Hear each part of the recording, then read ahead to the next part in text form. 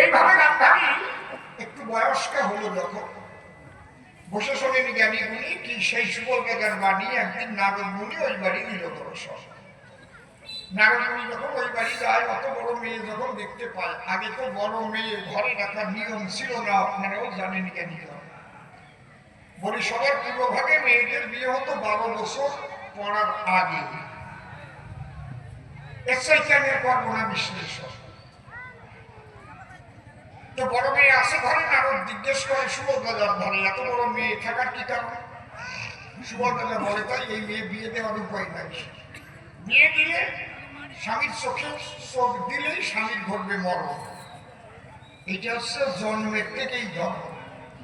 নারদ বলে তাই বিয়ে দিলে একটা স্বামী মারা যাবে না, যে কয়টা বিয়ে হবে সেই কয়টাই মরবে, সেই কয়টা মরবে কেন, একটা মরলে তো দোষ থাকবে। নারদ বলে কথা হলো তাহলে যে কোনো একটা গরিব মানুষের ছেলেকে নিয়ে এনে বিয়ে দেয়, সেদিনে মেরে ফেলা, তারপরে ভালো জায়গায় বিয়ে দিয়ে হলো। সুবলবেগা বলে নারদ আমার কথা ধরো, এতই যদি দরদ হয় তাহলে দোষ দেবা কেন গরিবের গায়ে, তুমি আমার মেয়ে বিয়ে করে তুমি আগে মরো। নারদ বলে রাজা খাই, ওই বিয়ে থাকার মধ্যে আমি নাই, আমি পরের ভাতে বেগুন সিদ্ধ দিয়ে খাই, তবে গুছাইয়ে দিতে পারি তোমার মেয়ের বিয়ে লেখা, যদি আমার কথা মানো বাজার থেকে কিনে আনো 4 টাকা। প্রথম বিবাহ হবে পাঠার সঙ্গে গধূলি লগ্নে, পাঠার নয়নে যখন দেবে নয়ন, পাঠা স্বামী মারা যাবে, ওইটা চুলে সাথে মাংস রান্না করতে হবে। তখন ভালো ছেলে করবে নিমন্ত্রণ, ভালো ছেলে বরযাত্রী সহ এলে ওই আগে জামাইয়ের মাংসের দ্বারা হবে তাদের ভোজন। আগের পাঠা জামাই ওইটা রেখে চিকুটি রান্না করে রাখবে, পরের জামাই আর বরযাত্রীরা সেইটা খাবে। সুবলবেগা বলে তাই যুক্তিটা একেবারে মন্দ হয় না, এক খরচে সব হয়ে যাবে। এই যে পাঠা যখন করে আনায়, পাঠার সঙ্গে হলো যখন বিবাহ বন্ধন, এইটা যখন জেনে গেল দেশের জনগণ, আমার কাছে বলুন দেখি পাঠার বিধবা কেউ বিয়ে করে নাকি? এখন যারে বিবাহ করতে বলে যখন মনে করি বাবু না পাঠার বিধবা বিয়ে করবো না, মানুষের বিধবা করা যায়, কেউ বিয়ে করে না, মোটে রাজা মনে গেল সংকটে। আর এদিকে ধৃতরাষ্ট্র দুঃখের চোখে বাঁচে না থাকুন, তার 2 চোখ অন্ধ, তারও কপাল মন্দ। ওই কানাডারে কেউ মেয়ে করে না সমর্পণ, ওরে কেউ বসে না, ওরে কেউ পোষে না, ওরে কেউ দেয় না, ওরে কেউ নেয় না, এই 2 জন ধৈর্য পায় না। এতে কি হলো? তাহলে কোন পরিচয়ে দুর্যোধন পাঠার ছেলে হলো?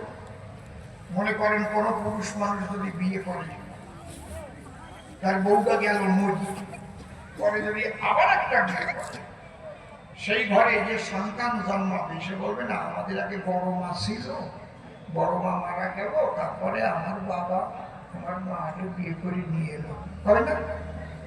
হবে কিনা কও আগে? হ্যাঁ, যদি কোনো মেয়ের আগে বিয়ে হয়, যদি স্বামী মারা যায়, পরের সংসারে আবার যদি বিয়ে হয়, তার ছেলেটা কবে না আগে আমাকে বড় বাবা ছিল, পাঠা বাবা, আগে বিয়ে হয়েছিল না পাঠার সাথে, সেই পাঠা বাবা মারা গেল, তারপরে আমার কানা বাবা বিয়ে করিয়ে নিয়ে আসলো। তাহলে ভীম কোন পরিচয় জানার পরে পাঠার ছেলে বলেছে, এই যে দুর্যোধন শোনার পরে রাগে জগমগ হয়ে যায়, মনে মনে ভাবে তাই এর প্রতিশোধ আমি নিতে চাই। চলে এলো আপন বলো দুঃশাসন আমার কথা ঘর মাটির নিচে করবি ঘর, মাত্র যেন একখানা দরজা থাকে সেই জায়গায় 101 জন মানুষ ঢুকাবো ঘরে, দেখ কি হয় পরে। ওই ঘর করিয়া নির্মাণ মাতুল বংশকে নিমন্ত্রণ দিল। সুবলবেগার 100 ছেলে আর নিজে এলো, ভালো ভালো করিতে ভক্ষ আনিয়া ওই ঘরে ঢুকাইতেছে, মাটির তলার ঘরে 101 জন ঢুকাই দিয়ে 101খানা থালা নিয়ে প্রত্যেক থালায় শুকনো খাদ্য দিয়ে সবার হাতে করিয়া অর্পণ। দুর্যোধন বলে, তাই শোনো তুমি দাদু ভাই, এই একদিনের খাবার দিলাম, আর খাবার দেব না কখন। অন্তরে আছে ভাবো, দরজা বন্ধ করে এবার চলে যাবো, কারণ তোমাদের করেছি নিমন্ত্রণ, না খাওয়াই এই ঘরের মধ্যে মারিবার না।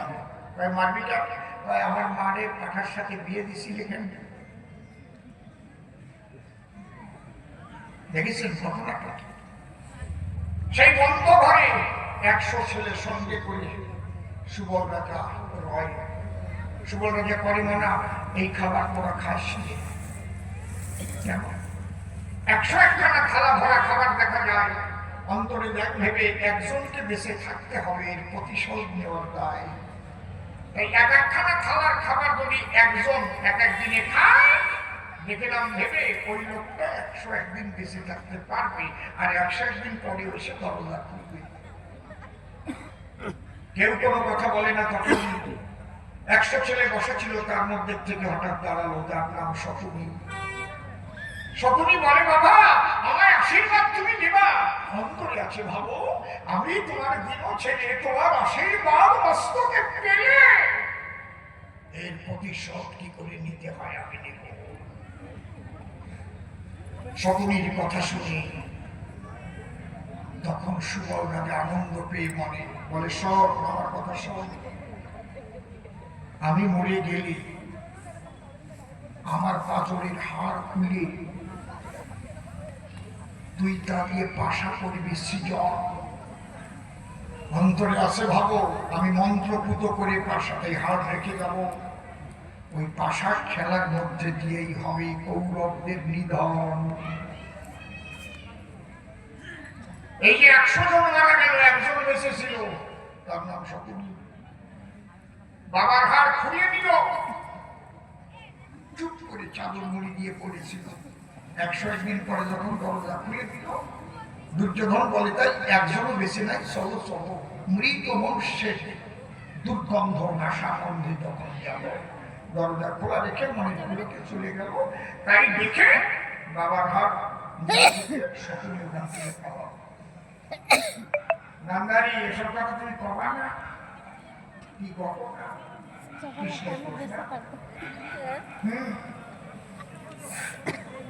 শকুনি শব্দ এসে ঘুরে বেড়ায় দেশে দেশে। অবশেষে বাবার ঘরে পাশা তৈরি করে লয়। একদিনের একটা কথা বসে শুনেন, বিজ্ঞস্বতা দুর্যোধন বেরিয়েছে ভোরবেলায়, প্রাতঃ ভ্রমণ গাড়ি হয়, ভীষণভাবে প্রস্রাব পেল। একটা তেঁতুলের চারা রাস্তার পাশে ছিল, তার গোড়ায় যখন প্রস্রাব করে দিল, তার চারাটা হলো উৎপাদন। তাই দেখে হাসি মাখা হলো দুর্যোধনের বদল। মানে প্রস্রাবের জলে চারা উঠে গেছে, যাবে আর পরে সবাই যাবে, জিলিপিও নিয়ে যাবে, গাড়ি সবাই খাবে। এইবার দুর্যোধন দেখেন কি মজার ব্যাপার, দিয়ে তখন রাজসভার মাথায় পাত্র মিত্রগণদের ডাক দিয়ে জানাই, এই আমি প্রস্তাব করতে বসে হাসলাম, কেন দিতে পারবে সমাধান?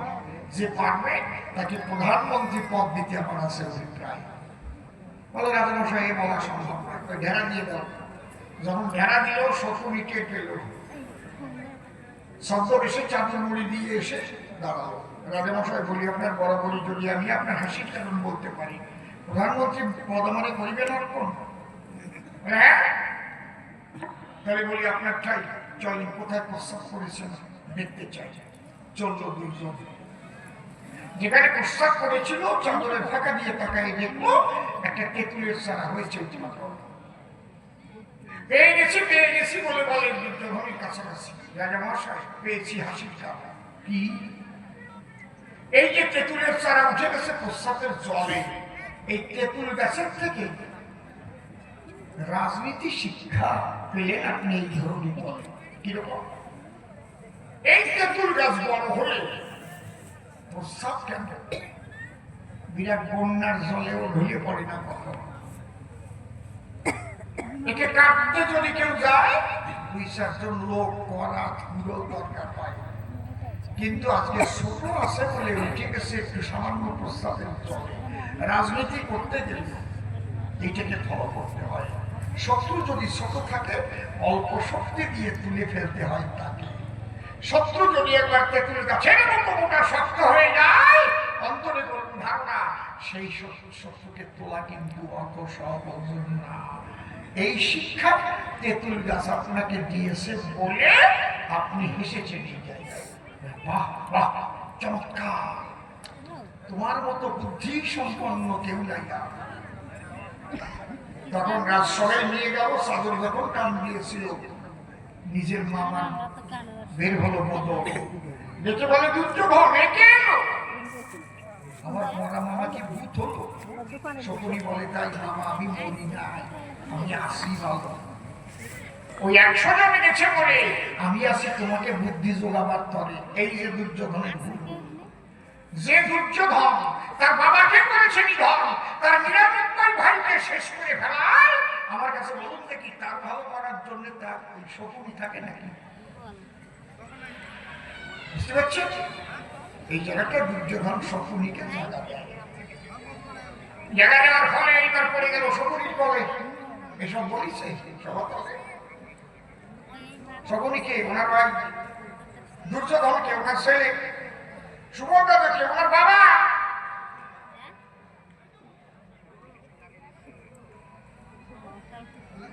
তখন বলল দুর্যোধনের সংবিধান, আমি দেই তোমার একটা বিধান।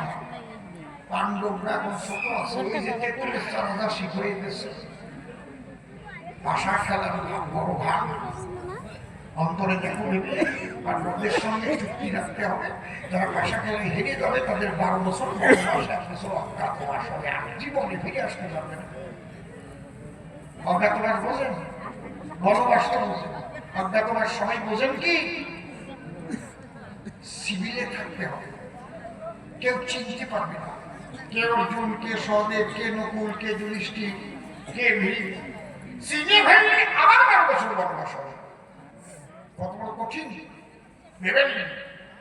সকলে বলে তাই ওদের ফিরে আসার উপায় নাই, ওদের হারাবো, ওদের জঙ্গলে পাঠাবো। কিন্তু সকলে জানে যাদের ভক্তি আছে ভগবানের চরণে, তারা অবশ্যই 13 বছর পরে ফিরে আসবে। কথা থাকলো ফিরে আসলে অর্ধেক রাজত্ব দেবে। এই যে বাধায় রাখলো আমরা যুদ্ধ বাধানোর ফল, দোষ কার? কৃষ্ণ নিল তো, যেমন কর্ম তেমন ফল। সেই